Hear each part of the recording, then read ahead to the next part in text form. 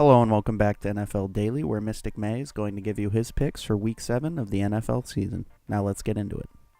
The Tennessee Titans versus the Los Angeles Chargers in London. Is this the year the Chargers finally put it all together from start to finish? Over the years, we've seen flashes of just how good this team can be, but they've never sustained it long enough to be taken seriously. The 2018 season feels different, however, as Phillip Rivers is among the NFL's best quarterbacks behind only Drew Brees, Jared Goff, and Patrick Mahomes right now statistically. And running back Melvin Gordon is averaging 5.1 yards per carry, and the defense looks set to improve when pass rusher Joey Bosa returns to the lineup. The Titans, meanwhile, are an enigma. After an impressive, gutsy win over the Eagles, they stumbled against the Bills and then flopped badly last week against the Ravens. The real question in this game is what Titans team decides to show up. I think the struggles in Tennessee continue overseas in London, and the Chargers win 28-14. Next up, we have the Buffalo Bills at the Indianapolis Colts. And the Bills in this game are going to be without their rookie first-round pick, Josh Allen, who could be sidelined for several weeks with an arm injury. And it seems like Nathan Peterman might be back out on the field, although there is a slight chance that journeyman Derek Anderson could be in the mix for a start this week. The Bills' defense is ranked third in the league, according to Football Outsiders, and has carried them to 2 unlikely wins this season. The Colts, on the other hand, seem to be improving from week to week under head coach Frank Reich, even if they are not finishing the job out with wins. This week, I expect Andrew Luck to do just enough to scrape a win at home. The Colts win 20-17. The next matchup has the Carolina Panthers visiting the Philadelphia Eagles. So is this the Eagles team that's finally getting over their Super Bowl hangover, or are they going to continue to not live up to the expectations that have been set for them? The Eagles have certainly looked better in recent weeks, thanks in part to the improved play of Carson Wentz and the offensive line tasked with protecting him. Meanwhile, their opponents in this game, the Carolina Panthers, are coming off a hard-to-explain loss to the Redskins, and while I anticipate Carolina to improve from last week's disappointment, I think the Eagles keep heading in the right direction following their win last week against the Giants, and the Eagles win 35-24. Next up, we have the Cleveland Browns at the Tampa Bay Buccaneers. Baker Mayfield is expected to play this week after injuring his ankle against the Chargers in last week's game. And while the Browns' defense has been top 10 all season, their offense currently ranks 30th in the league, only ahead of the quarterbackless Bills and a Cardinals unit that can't figure out how to properly use David Johnson. The Bucs, on the other hand, just hired a new defensive coordinator, Mike Duffner, after firing Mike Smith this past week. The talent remains an issue on that side of the ball, and this will give Baker and the Browns a chance to turn things around. To me, this matchup comes down to whether or not Cleveland's defense can stop the Bucs' 4th-ranked passing attack. Mystic May predicts the Browns get a few turnovers out of Jameis Winston, and Baker Mayfield and the Browns offense capitalizes on these mistakes just enough to squeak out a win. Browns win 24-21. Sticking in Florida, we have our next matchup where the Detroit Lions will be visiting the Miami Dolphins. And last Sunday morning, everybody was making jokes about the prospect of Brock Osweiler starting for Ryan Tannehill, who was unexpectedly injured. Then Osweiler promptly threw 3 touchdowns and helped lead the Dolphins to an overtime win over the upstart Bears. The Lions have been an underachieving team this season, underperforming on both sides of the ball, and are 0-2 on the road with close losses to the 49ers and to the Cowboys. I expect the Lions to continue their struggles away from home in this game, and the Dolphins win 21-17. Sticking within the state of Florida, we find our next game where the Houston Texans pay visit to the Jacksonville Jaguars.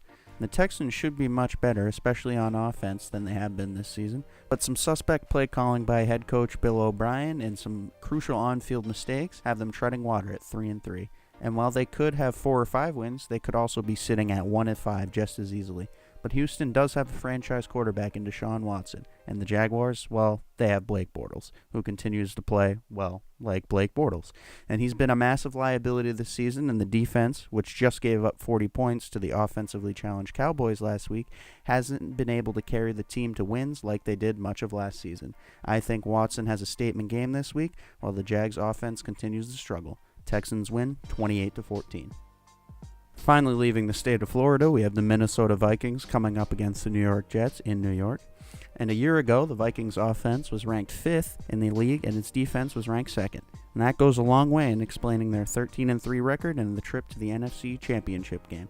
And while newly added Kirk Cousins has the offense playing well, the biggest difference between this year and last year's teams are the Minnesota's defense, which is currently ranked 20th in the league this season.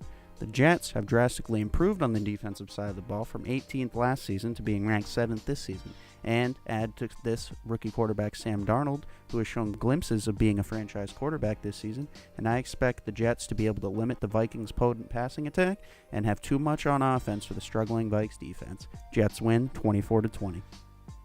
To the Windy City we go, where the New England Patriots will be paying visit to the Chicago Bears. The Patriots are coming off a huge win at home against the Chiefs last week, while the Bears are coming off a tough overtime loss on the road to Brock Osweiler and the Dolphins. And while the Bears' defense is still one of the best in the league, their offense has been hit or miss so far this season. Khalil Mack will be a problem for the New England Patriots, and if the Bears do get a decent performance from Mitch Trubisky and their offense, this game could end up coming down to the very end. With that in mind, I like the chances of the greatest quarterback in NFL history leading the Patriots on a game-winning drive late in the fourth quarter. Patriots win 21-20. Next up, we have the New Orleans Saints at the Baltimore Ravens. After watching what the Saints did to the Redskins on national television, this game might seem like it's set to be a blowout. But on Sunday, the Saints will be on the road and against a defense that is coming off that 11-sack performance against Marcus Mariota and the Titans last week. If the Saints do find a way to come out of Baltimore with a win, they'll have a case for being the NFL's best team. Unfortunately for them, the Ravens' D has been dominant, and the offense, which has been one-dimensional mess for years, finally has some balance. Joe Flacco has a reliable running game to go along with a downfield passing attack that includes three playmakers in Michael Crabtree, John Brown, and Willie Snead. I think the Ravens edge this one out at home. Ravens win 27-24. The next matchup we have is the Dallas Cowboys visiting the Washington Redskins. Both teams come into this one off big wins. The Cowboys, who embarrassed the Jaguars last week, dropping 40 points on the defending AFC South champs, while the Redskins beat the Panthers to move to 3-2, where they secure first place in the NFC East. If recent history is any indication, Washington faces a tough task in this game as they have lost 4 straight to Dallas, and with the Cowboys' offense riding high after last week, the Skins will have their work cut out for them. If the Cowboys can win this divisional game on the road, they'd move into first place in the division. Mystic May predicts the Cowboys do exactly that. Cowboys win 28-17. To California we go for the next game, where the Los Angeles Rams will be visiting the San Francisco 49ers. 49ers backup CJ Beathard looked pretty good last week against the Packers, and there is certainly reasons for optimism in San Francisco after they scored 30 points at Lambeau in a losing effort. But Green Bay is a middle-of-the-road team according to Football Outsiders, who ranked them 14th in the league, while the Rams are undefeated and features the NFL's most potent offense. And with the 49ers defense being ranked 25th in the league, and the Rams having a better defense than the Packers, expect the Rams to keep on rolling. Rams cruise to an easy win, 35-10. Next matchup we have is the Cincinnati Bengals at the Kansas City Chiefs. Look, the Bengals cannot beat the Steelers. That's it, really. There's no reason to put much stock in last Sunday's last-second loss to their arch rivals. For some reason, Cincinnati can't figure out how to beat Pittsburgh, even when they have the better roster, better team, are playing better, everything. But the Bengals do match up well against the Chiefs, who are coming off their first loss of the year last week against the Patriots. Cincy's defense can harass Patrick Mahomes, who has thrown 4 interceptions in his last 2 games, and if Andy Dalton gets time in the pocket, which he's had for much of this season, he can pick a defense apart.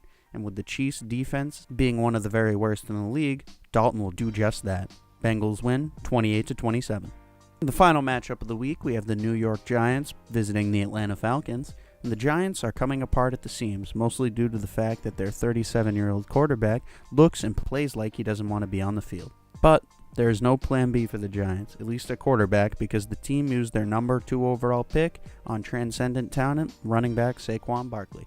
But Eli Manning isn't the only problem, as the defense has actually been worse than the offense, and Odell Beckham Jr. has been more of a distraction than he has been a game changer. Their opponents, the Falcons, have a top 10 offense that has had to make up for a struggling defense that is plagued by injury. While Atlanta's defensive struggles should be a concern when coming up against Saquon Barkley and the Giants, even Barkley's incredible performance against the Eagles last week wasn't enough for the Giants to win the game. I think this game will be a carbon copy of that Week 6 loss to the Eagles for the Giants. Saquon does all he can, but the Falcons' offense does more. The Falcons win 27-14. And those are Mystic May's predictions for Week 7 of the NFL season. Be sure to let us know what you think about the predictions in the comments down below. Thank you for watching. Leave a like if you enjoyed the video, and don't forget to subscribe to NFL Daily to stay up to date with everything that's happening in the NFL. Have a great day.